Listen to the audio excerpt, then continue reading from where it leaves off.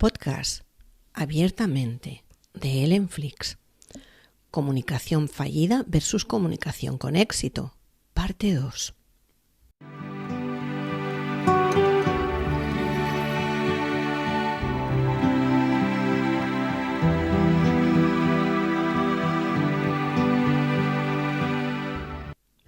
¿Cómo estructurar un diálogo de éxito? Cuando se quiere corregir útilmente a alguien y mostrarle su error, conviene primero observar de qué lado él considera la cosa, porque normalmente de aquel lado es cierta y reconoce la verdad, pero al mismo tiempo mostrarle en qué aspecto es falsa. Por esto se quedará contento, ya que verá que no se equivocaba y que su error estaba solamente en no ver todos los aspectos de la cosa, pues ninguno de nosotros se enfada por no verlo todo. Lo que no se quiere admitir es el estar equivocado. Pascal, Pensamientos.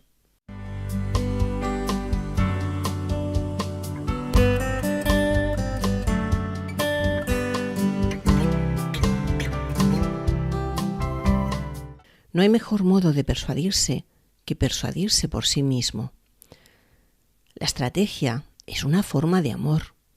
Ser estratégico, pensar cómo llegar al otro, es básico si quieres amar a alguien. ¿Qué digo primero? ¿Qué digo después? Pensar antes de hablar. Pregúntate, ¿qué quiero conseguir? Decidir, cambiar, proponer. ¿Qué quiero solucionar? ¿Para qué va a servir decir esto? ¿Lo que voy a decir va a aportar? Otro punto importante es tener en cuenta el momento. ¿Es el momento? Hay que elegir el momento adecuado para hablar. Si el que elige no ha acertado con el momento, tiene que posponer la comunicación. Decimos educadamente, hablamos mejor mañana, por ejemplo, después de comer. Y entonces nos preparamos y lo hacemos después de comer. No os hagáis el loco. Otro punto importante en la comunicación con éxito es usar la regla del 20. Es decir, tu enemigo o tu pareja tiene la razón al menos en un 20%. Si es así, dale la razón en ese mismo porcentaje. No pierdas la curiosidad. El otro debe ser un enigma al menos un día a la semana. Pregunta y pregunta con interés. Sin curiosidad por lo que el otro tiene que decir, no es viable comunicarse. No se trata de oír lo que el otro dice, sino de escucharle, de descubrirle cada día a pesar de llevar 33 años juntos. A lo mejor no lo sabes todo. Hazle recordar, hazle imaginar.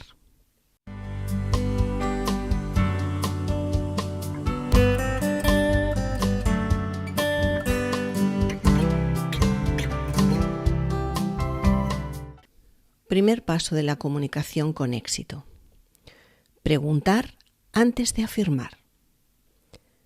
Hacer preguntas para entender mejor, para saber cómo los demás solucionan problemas, no es algo que sirve solo para obtener información, sino sirve para crear una relación enfocada en el cambio. Dialogar de forma estratégica prevé antes que nada evitar empezar con afirmaciones y continuar haciendo preguntas que no sean provocadoras, sino capaces de crear un clima de colaboración entre los dos interlocutores. Si yo formulo una pregunta que me ayude a entender cómo están las cosas, en vez de proponer mi interpretación, hago sentir al otro que es él quien dirige la conversación. Esto derriba sus barreras, porque no le hago sentirse forzado. Es promover el deseo de conectarse y no de enfrentarse. El objetivo no es vencer haciendo perder al otro, sino vencer juntos. En nuestras preguntas debemos ofrecer ilusiones de alternativa. Pongo un ejemplo. Estos últimos días he sentido que me prestabas poca atención.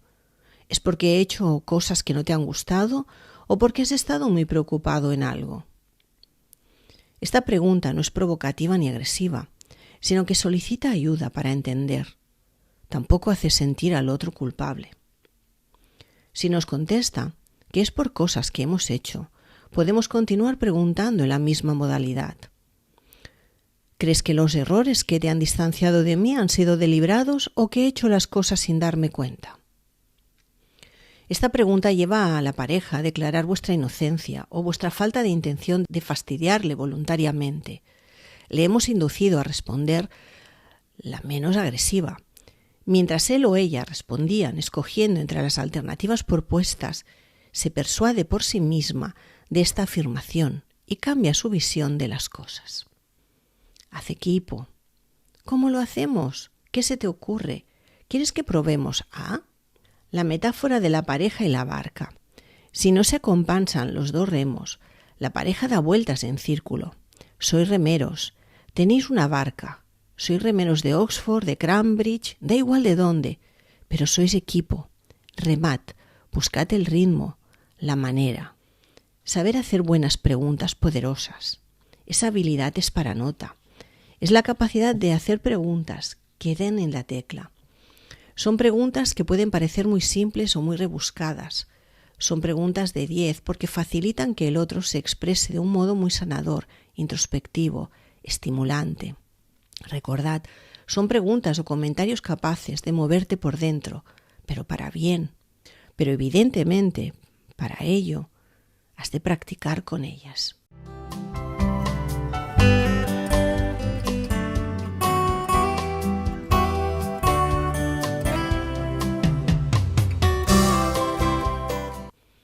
Segundo paso, reformular, parafrasear, reestructurar. Dialogar usando las argumentaciones de los demás, enfocando la comunicación en el objetivo de cambio. Usar las estructuras del lenguaje del otro facilita la sintonía y la colaboración. Esta forma de comunicación analógica está enfocada en las emociones y no en las cogniciones, por eso se generan menos resistencias. El lenguaje digital se caracteriza por la explicación y la descripción de las características de las cosas. El lenguaje de tipo analógico es el lenguaje de la influencia, ya que no describe, sino que prescribe, en el sentido de que induce a realizar acciones y experimentar emociones. A partir de aquí, hemos de proseguir utilizando sus mismas palabras. Ejemplo, estos errores que he cometido sin darme cuenta y ahora he visto lo molestos que son para ti, ¿son cosas que podemos superar o todo lo ocurrido es algo irreparable? Esta pregunta no solo le da la razón, sino que le transfiere toda la responsabilidad de una eventual ruptura al otro. La tendencia es buscar formas de poderlo solucionar. Se ha pasado de una situación de fricción, rechazo y rencor a una actitud comprensiva, reparadora y constructiva. En este tipo de comunicación, la emisión de una palabra es ella misma la realización de una acción. Por medio de estos actos lingüísticos performativos se crean literalmente realidades. La utilización de este lenguaje produce procesos persuasivos estratégicos que guían a la persona al cambio de su disposición emotiva y conductual sin que se dé cuenta de que está cambiando. Por eso, pedir aclaraciones, detalles, matices. Esta habilidad en la comunicación es el colmo. ¡Uf! ¡Qué gusto cuando alguien te pide los detalles del asunto! Eso sí que es mostrar interés. ¿Cómo viste el sujeto? ¿Y en qué tono te lo decía? ¿Pero eso que me has contado fue en la calle o en el bar? ¿Qué años tiene? ¿Te hacía preguntas? Es así de fácil. Usa expresiones de escucha. Sí, ya, ajá, te escucho. Sí. Oh, ajá, vale, sí, te sigo. Esto lo solíamos hacer muy bien cuando hablábamos por teléfono. Y es para transmitir que la línea telefónica no se ha cortado. Pues no cortes tu línea telefónica de comunicación cara a cara. Usa expresiones de empatía. Te entiendo. Normal que estés contento. Es muy lógico. Hiciste lo que pudiste. Parafrasear es la habilidad de repetir literalmente una parte de lo dicho. Es una forma de ayudar al otro a no perder el hilo y de demostrarle que estás atento. Él dice: mi madre está enferma, no razona coherentemente. Tú respondes: entonces tu madre está enferma y no ves que razone correctamente. Es fácil, ¿no?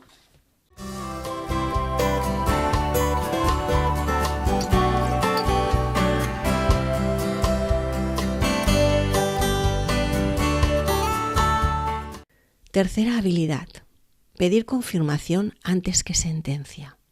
Resumir, sintetizar, esquematizar. Es mucho más difícil que parafrasear. Una fórmula es hacer un esquema verbal.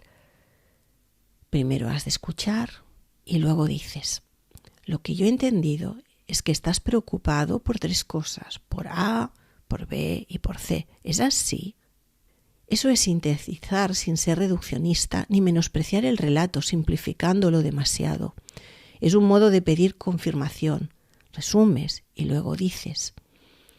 Este ingrediente es pedir confirmación de lo hablado después de las respuestas a las preguntas, pero es mucho más, porque no es solo reafirmar lo hablado, es sino anclarlo.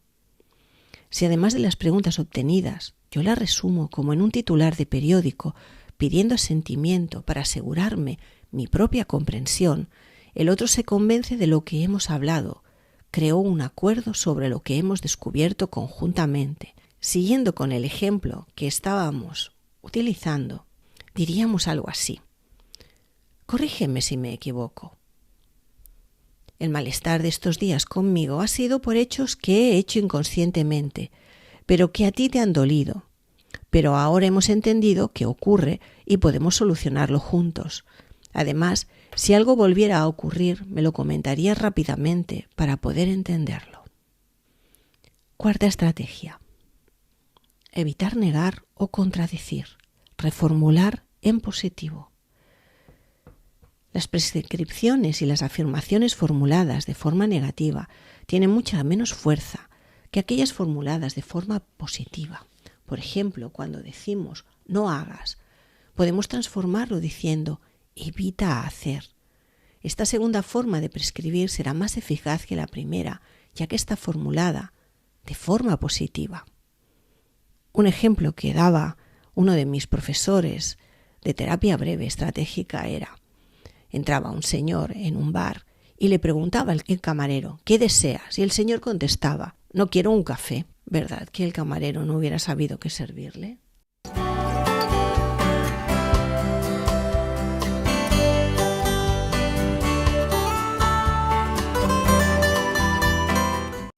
Quinta habilidad: evocar antes de explicar.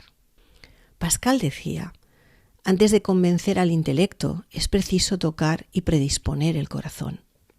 Una vez más, el gran persuasor en nombre de Dios, Blaise Pascal, nos indica la importancia fundamental en un proceso persuasivo de evocar sensaciones. No existe nada en el intelecto que antes no pase por los sentidos. Para conseguir que los desencuentros se transformen en acuerdos, es necesario que nuestra pareja sienta el deseo, no solo a nivel racional, de llevar a cabo una relación basada en la colaboración y la confianza. El hecho de preguntar y parafrasear supone ya instrumentos para evocar sensaciones.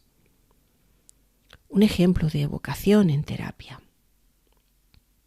Podríamos definir, señor, su estado como el de una marioneta rota con los ojos girados hacia adentro.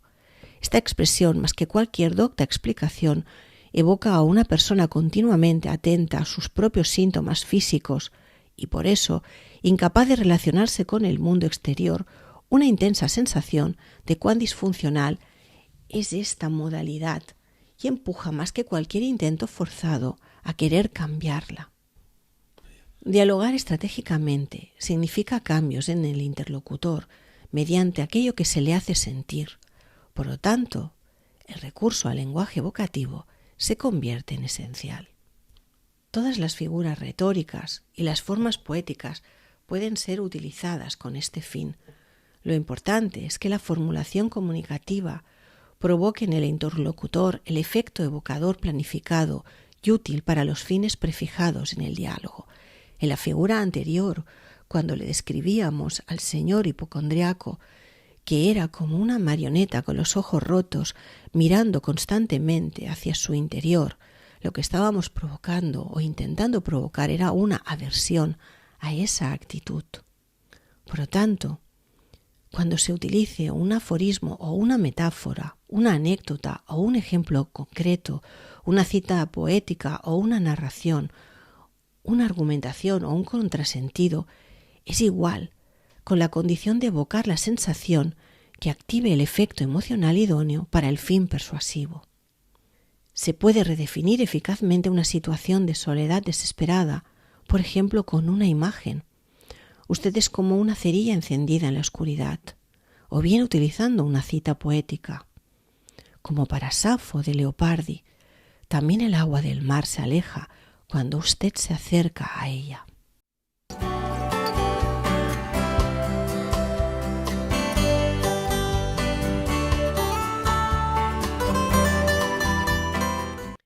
Emociones correctivas. Ambas formulaciones son capaces de evocar sensaciones fuertes que, si se usan estratégicamente, se convierten en correctivas. El arte de utilizar esta técnica reside en orientar sus efectos en dirección opuesta al respecto a las actitudes y comportamientos que han de interrumpirse o cambiarse, y de ensalzada respecto a aquellas reacciones que hay que interceptar o incrementar. La evocación de sensaciones no ha de ser un mero ejercicio literario o una exhibición de capacidad analógica, sino un preciso corte retórico que golpee el punto de apoyo de las emociones del interlocutor para que se produzcan las reacciones deseadas. Por ejemplo, en un colegio nos pidieron unos profesores que habían intentado de todo con dos niños que estaban permanentemente peleándose, pegándose, y que la clase ya no sabía cómo cambiar nada. Habían probado de todo, hacerles acuerdos, hacerles perdonarse, que la clase interviniera cuando estuvieran peleándose.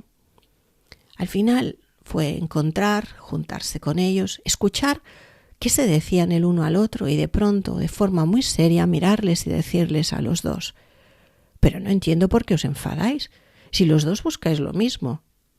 Los dos os sentís solos y necesitáis un compañero para jugar. Cada día decide uno en qué juego va a jugar toda la clase y los demás deberán seguirle. Tiráis una moneda al aire y al que le salga cara aquel día decide, y al que le salga cruz decide el otro». Los problemas desaparecieron, porque en realidad sus peleas no eran más que intentar ser uno de los dos el líder de la clase y demostrar que era el más valiente y el más chulo. Se rompió su dinámica. Los profesores siguieron con la dinámica de la moneda y les funcionó. Siguiendo con nuestros ejemplos, hay 3 tipos de evocaciones. El primer ejemplo que os voy a poner es una sentencia racional, y es una de esas que hemos denotado que nos llevaban a la comunicación con fracaso. Es para que escuchéis y sentáis las sensaciones distintas que producen las sentencias evocativas con relación a una sentencia racional.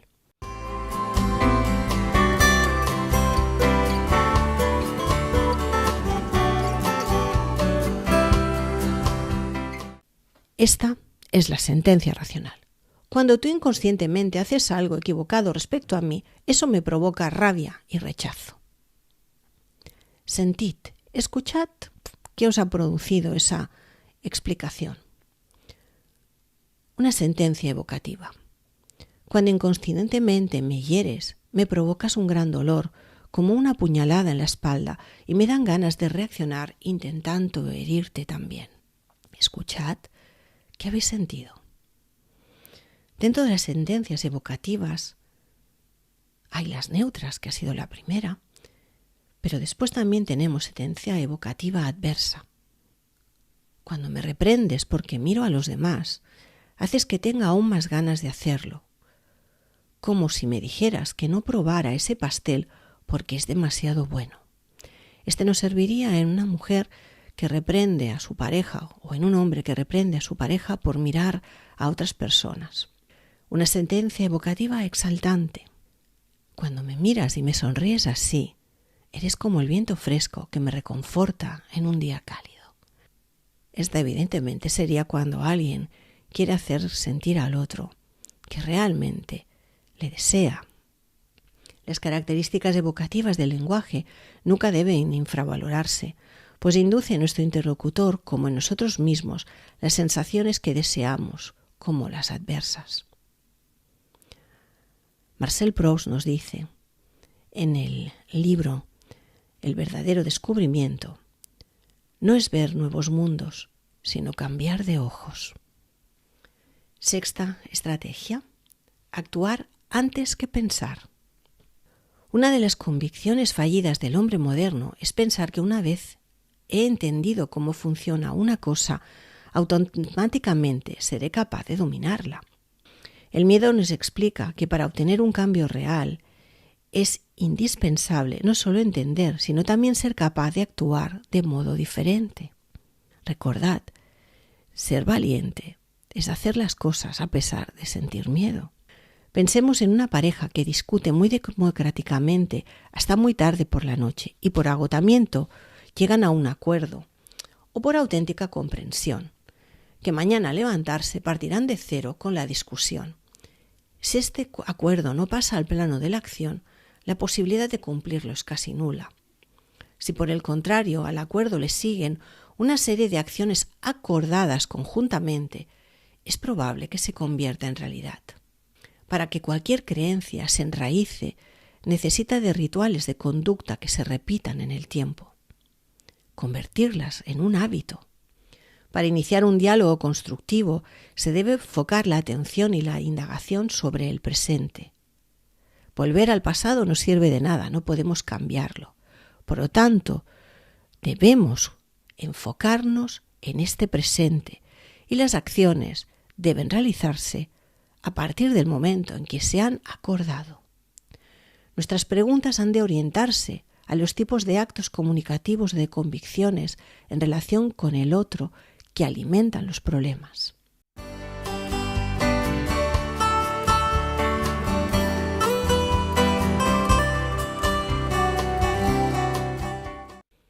Para entender un poco más esto, debemos pensar en el arte del diálogo.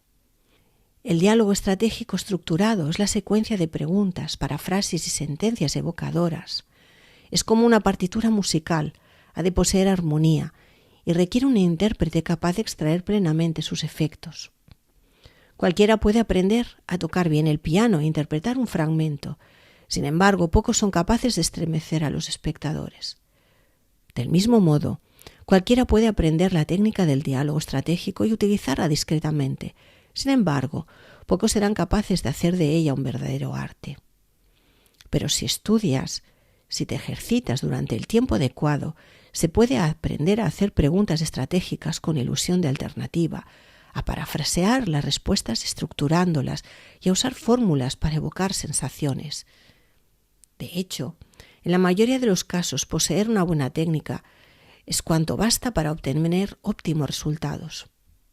Finalmente, para saber si se puede ser o no artista, solo hay un modo: continuar desarrollando las propias capacidades técnicas, buscando continuamente superar los propios límites. Así que lo único que tenéis que hacer es decidiros a estar una semana intentando hacer evocaciones con personas con las que habléis, practicar haciendo preguntas y poco a poco podréis tocar la pieza en conjunto. Así es como a mí me enseñaron a tocar el piano. Primero practicaba la mano derecha, después estaba unos días practicando la izquierda, luego cogíamos cachitos de la partitura musical y uníamos las dos manos, hasta que al final salía toda la pieza. Y luego evocábamos internamente los sentimientos que a cada uno le producía tocar aquella partitura. Y eso era lo que conmovía finalmente al espectador que nos estaba escuchando. Esto es lo mismo que aplicamos en terapia o en cualquier tipo de comunicación en la que se necesite conseguir promover cambios y llegar a acuerdos.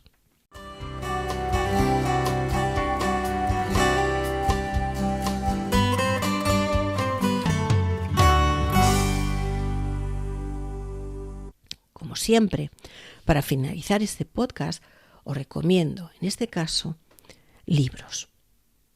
El primero que os recomiendo y que para mí es muy útil y muy válido para entender todo lo que os he explicado en este podcast es el diálogo estratégico, comunicar persuadiendo, técnicas para conseguir el cambio, de Giorgio Nardone y Alessandro Salvini. Otro en el que está basado este podcast en 2 apartados es Corrígeme si me equivoco, estrategias de diálogo en la pareja, de Giorgio Nardone. Otro que me encanta es Resolver los conflictos con la comunicación no violenta, de Marshall B. Rosenberg. Rompe la barrera del no. 9 principios para negociar como si te fuera la vida en ello. Es de un negociador del FBI, de Chris Walsh. Y por último, Padres conscientes, niños felices, de Ellen Flix, en concreto el capítulo de la pareja y sus problemas.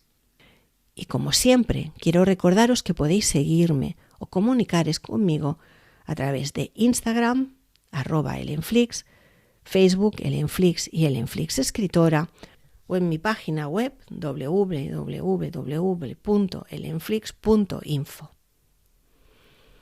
Que seáis felices.